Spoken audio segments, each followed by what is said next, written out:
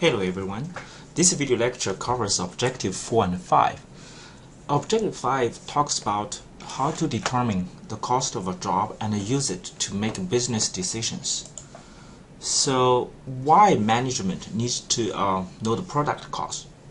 So there are so many reasons, so I'm not going to cover all of them. Instead, I'm going to just show you a few of them and give you some examples and ideas. Hopefully, these examples will help you understand the motivations why we want to study product costs. So the first one is reduce future job costs. So when you are doing your business, okay, you always try to say, how can I improve my profitability? How can I get more profits? Okay, so one of the things you can do is there any way I can look at my current job costs? Maybe I have some room to reduce the job costs in the future. So that's sort of motivation you have for the profitability. Okay. The second one is you may have a different product models or different process of manufacturing.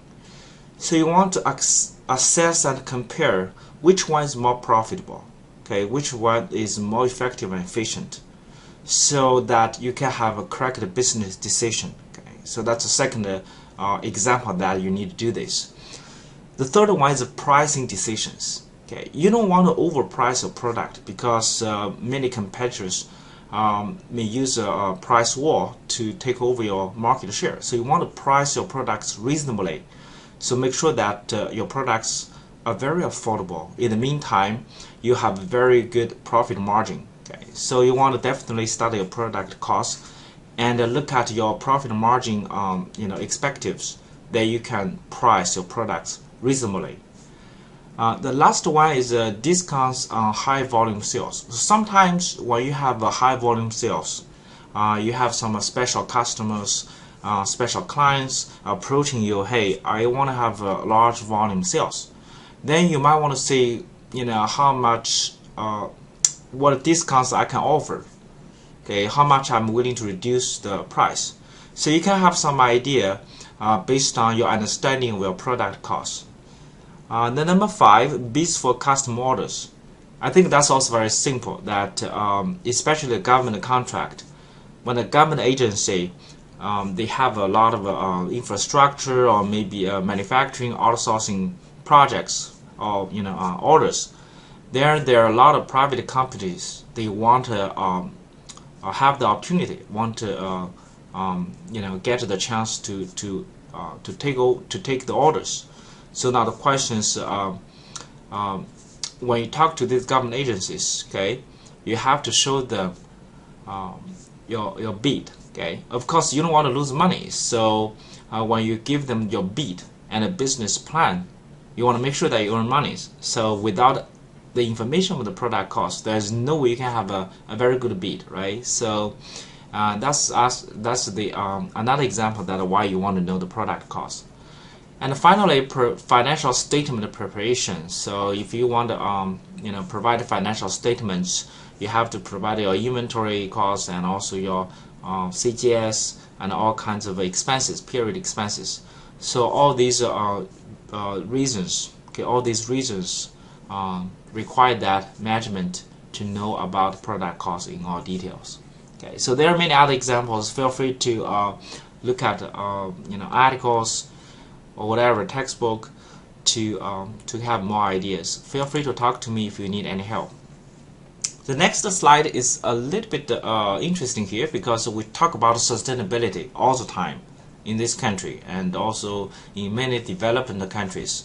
A lot of governments require companies actually to report their sustainability, okay, or at least show their efforts to improve the sustainability. Okay, so it's basically talks about sustainability and a job costing relationship. So job cost records capture the essential resources required to manufacture a product. So we can use the job cost records to look at the effect on the environment, maybe the employees involved in manufacturing process. So we also look at the human side. and look at future customers. Are they sustainable? Okay, and the future disposal. So therefore, we're looking at the environment and the human and corporate social responsibilities. Okay, corporate social responsibilities. There are many different subcategories, and also there are so-called extended producer responsibility, called EPR model. So I'm going to let you read a little bit by yourself, and just for fun, because that's not really focus of the job costing. However, I want you to keep that in mind, that this is a trend in the economy. So every company tries to show their efforts in their sustainability. Okay, in their sustainability, and that's a very important. That's a very important piece of information in their financial statements nowadays. As an investor like me, I really like to look at a company if they show their efforts in the sustainability. Okay, that's about this sustainability issue. So now let's take a look at one question. Okay, that question, and see that how we can use manufacturing overhead and predetermined overhead rate to find the total cost of a job. Okay, so the Boston Heating and Cooling installs and services commercial heating and cooling systems. The Boston uses job costing to calculate the cost of its jobs. Overhead is allocated to each job based on the number of direct labor hours spent on that job. At the beginning of the current year, Boston estimated that its overhead for the coming year would be $67,200. It also anticipated using 4,200 direct labor hours for the year. In November, Boston started and completed the following two jobs. So there's a job 101, there's job 102. And in job 101, we have the cost of direct materials used, and also the number of direct labor hours used. And also we have such information for job 102. And Boston paid a 24 per hour wage rate to the employees who worked on these two jobs. So requirements. What is Boston's predetermined overhead rate based on direct labor hours? Second, calculate the overhead to be allocated based on direct labor hours to each of the two jobs. Number 3, what is the total cost of job 101, and what is the total cost of job 102? So that's all we have here. In the prior learning objectives that I have introduced, you probably know the reason why we want to use a predetermined overhead rate. Because manufacturing overhead costs cannot be completely available until you finish your job, you finish your manufacturing. Okay, so that's very tricky here. Unlike direct materials used, direct labor hours used, we have to use a so-called predetermined overhead rate based on our prediction or maybe prior experiences.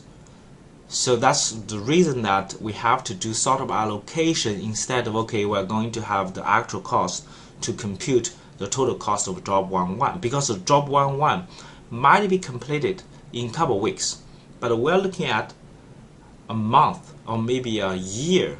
So during in the middle of the year or during a period in the year, there's no way you can get a lot of information regarding manufacturing overhead costs. Okay, so that's sort of idea. So let's go through this calculation. Mechanically, it's not very difficult. Okay, so if you can understand the background, the reason behind using the predetermined overhead rate method, I can see that you will have a better idea of the mechanical process. If you really struggle with that idea, but at least try to follow the mechanical steps, because it's not really that difficult. So first, let's find Boston's predetermined manufacturing overhead based on direct labor cost. Based on direct labor hours.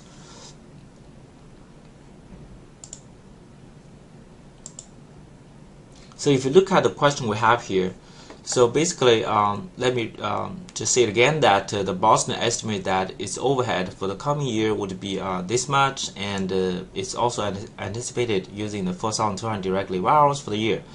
So we have two estimated numbers. One is for the overhead cost, one is for the direct labor hours.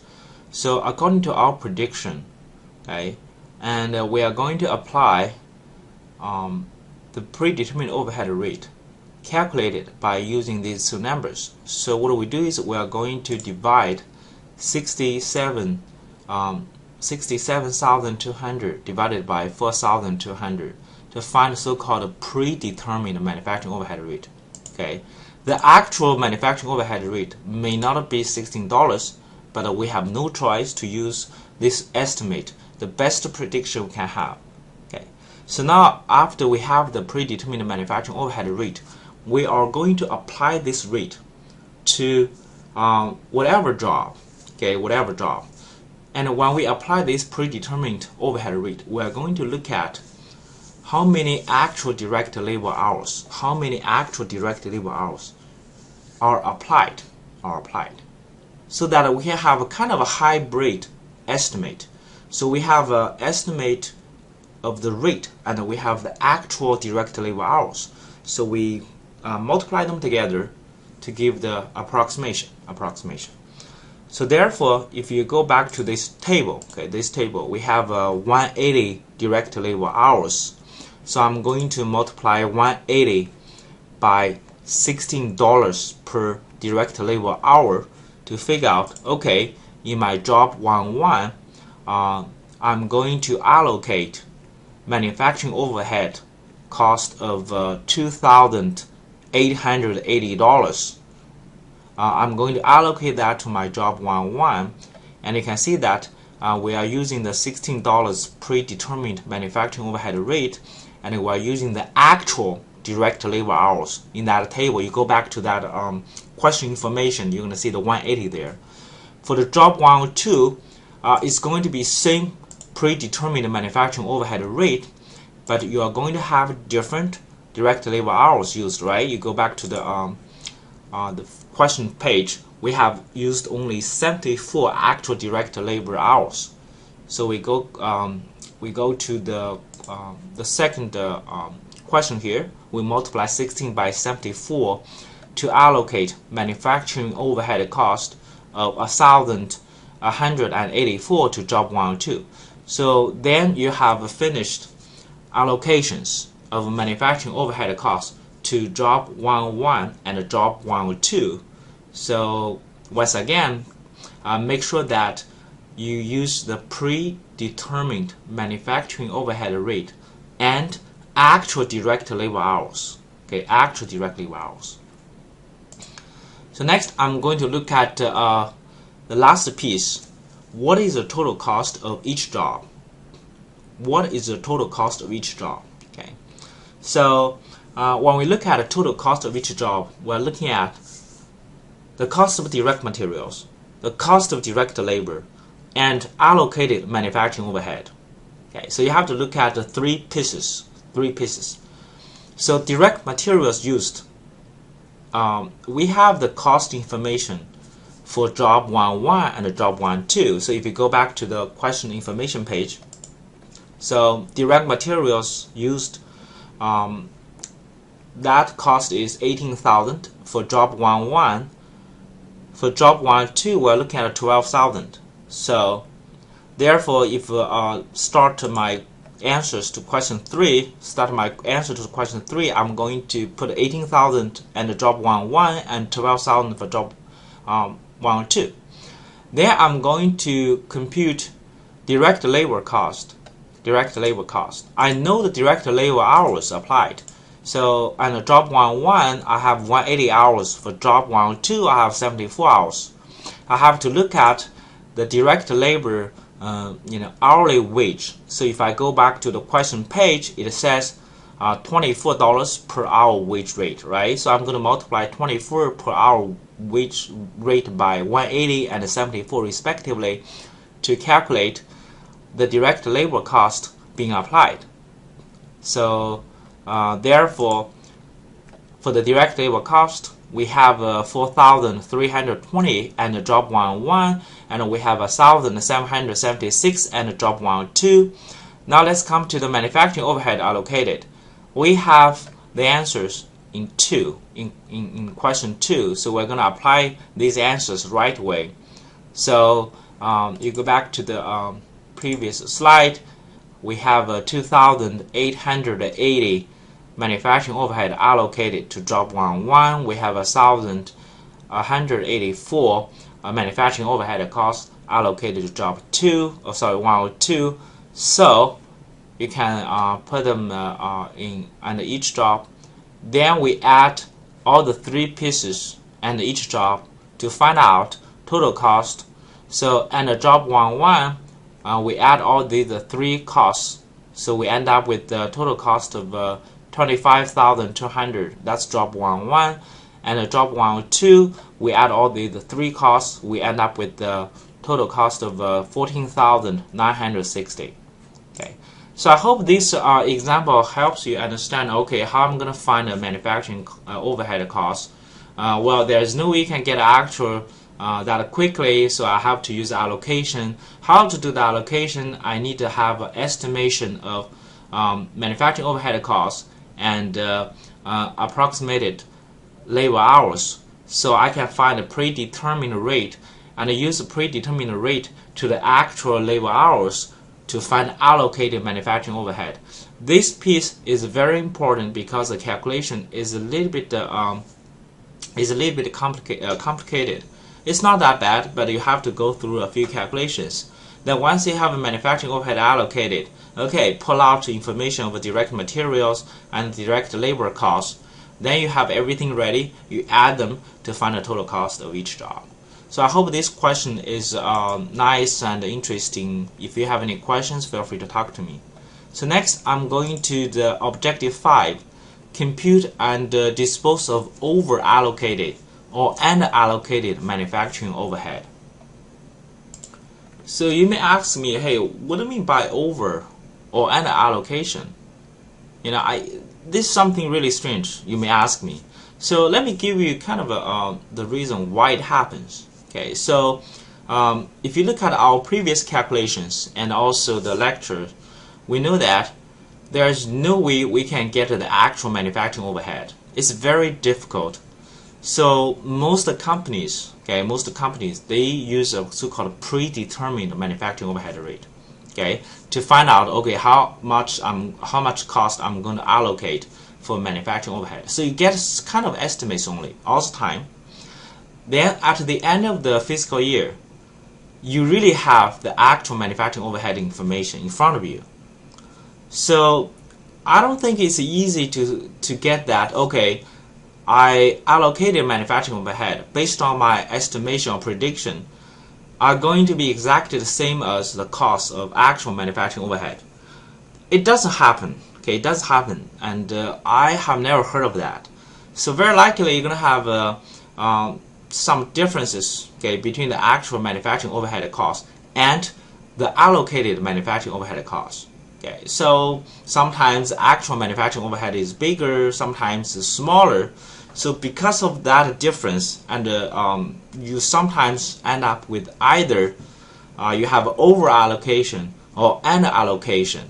So you may over allocate manufacturing overhead or under allocate, which is not sufficient. Okay, so what's happening here is if you have actual manufacturing overhead cost bigger than allocated manufacturing overhead, so you under allocate your manufacturing overhead, you have not allocated enough. On the other hand, if your actual manufacturing overhead cost is less than allocated manufacturing overhead cost, so which means you actually over allocated, you allocated too much manufacturing overhead cost. So that's why you have too much allocated manufacturing overhead. Okay, so that's sort of idea of under and over allocation. So this is very bad. When that happens, you have to adjust, you have to make adjustments so that when you come to the financial statements, you really have the correct CGS and inventory balances. Okay, so that's why when allocation over or under allocations happen, you have to deal with that. You have to. So let's elaborate a little bit more how that will happen, how that will impact our financial statements, or maybe job job costing. So if allocated manufacturing overhead is less than the actual manufacturing overhead, then what will happen is manufacturing overhead will be under allocated. If that's the case, then you can see that all the jobs have been under costed. So your products will be under costed. So what will happen is when it comes to the pricing, when it comes to the CGS, you're gonna have actually very, very incorrect results. So which will give you a bias if you don't correct them. So same for the opposite. If the manufacturing overhead allocated is bigger than the actual manufacturing overhead incurred, then the manufacturing overhead has been over allocated. So therefore the jobs have been overcosted, and then you will have the opposite effects on the income statement as well as the balance sheet, because of all your CGS and inventory accounts will be affected, and you will have incorrect results as well. So you definitely have to make changes. You have to make changes to correct all these differences, so that you will have a more accurate numbers in your income statement and the balance sheet. Okay, so let's take a look at the correcting. Let's take a look at the solution. How I'm gonna deal with the over or under allocations. So first of all, there are many methods. So I'm gonna pick the this textbook will pick the easiest one for you. So if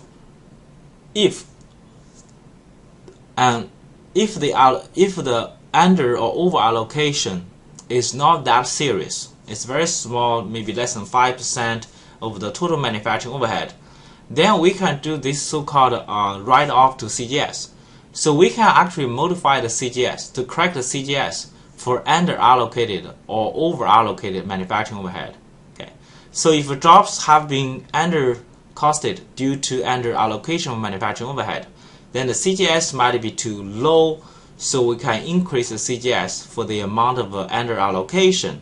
Okay, if jobs have been over costed due to the over allocation, then the CGS will be too high, so we are going to decrease the CGS for the amount of over allocation. So I know that if I just say the words, you probably don't have any clue, but you can actually draw the diagrams. So if you have under allocation, that increases CGS. If you have over allocation of a manufacturing overhead, then decrease the CGS. I think this flow chart or diagram can give you direct ideas when it comes to the questions like that. So I hope you enjoyed this video lecture, and we are going to talk about learning objective 6 in the next video. Thank you.